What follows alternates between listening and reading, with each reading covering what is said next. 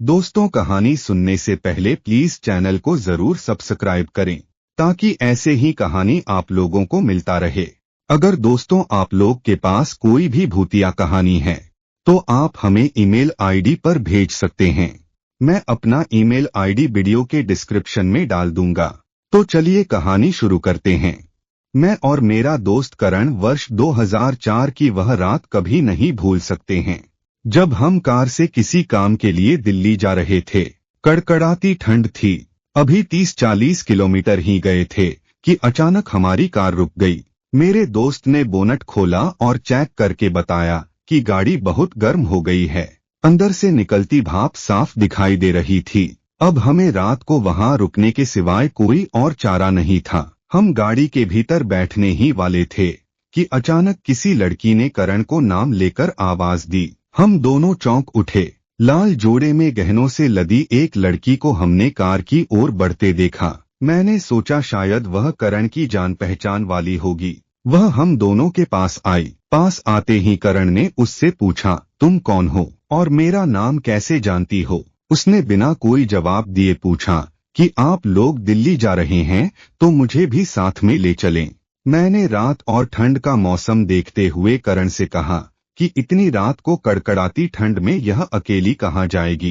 करण ने उस लड़की से कहा कि हम आपको एक ही शर्त पर अपने साथ गाड़ी में बैठा सकते हैं, आपको अपना पूरा परिचय देना होगा। उसने अपना नाम संगीता बताया, पर उसके बाद उसने कुछ भी नहीं कहा। उसके बाद वह पीछे की सीट पर बैठ गई। हम वहां से चल दिए। लगभग 40 से 50 किलोमीटर आगे बढ़ने पर मैंने करण से कहा कि आज ट्रैफिक नहीं है। तब करण एक अजीब सी आवाज में जवाब दिया, सब सो रहे होंगे। वह मुझे अजीब सी नजरों से घूर रहा था।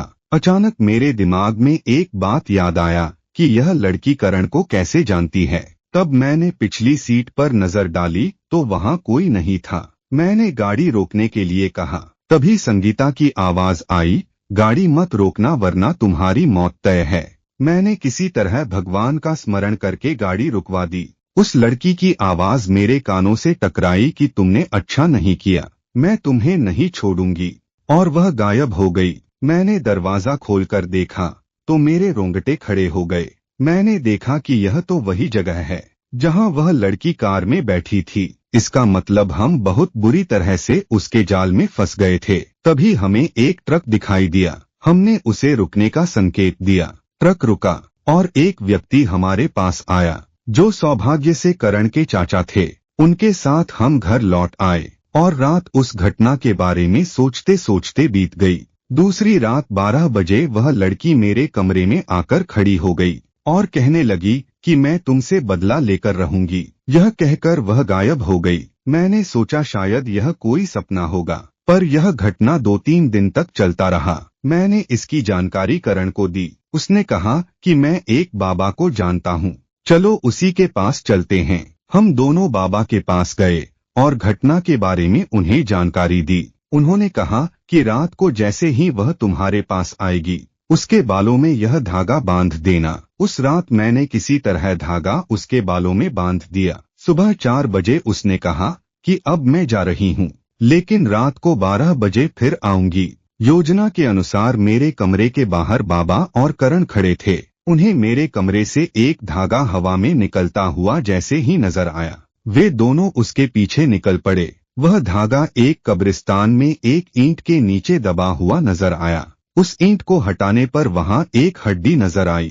जैसे ही बाबा ने उस हड्डी को तोड़ा उसमें से खून निकला। बाबा ने मंत्र बुदबुदाया और उस हड्डी को जला दिया। उस दिन के बाद से वह लड़की की आत्मा कभी नजर नहीं आई। दोस्तों, आप लोग को यह कहानी अच्छी लगी हो तो प्लीज कमेंट करके जरूर बताएं और साथ में चैनल को भी सब्सक्राइब कर लें। धन्यवाद।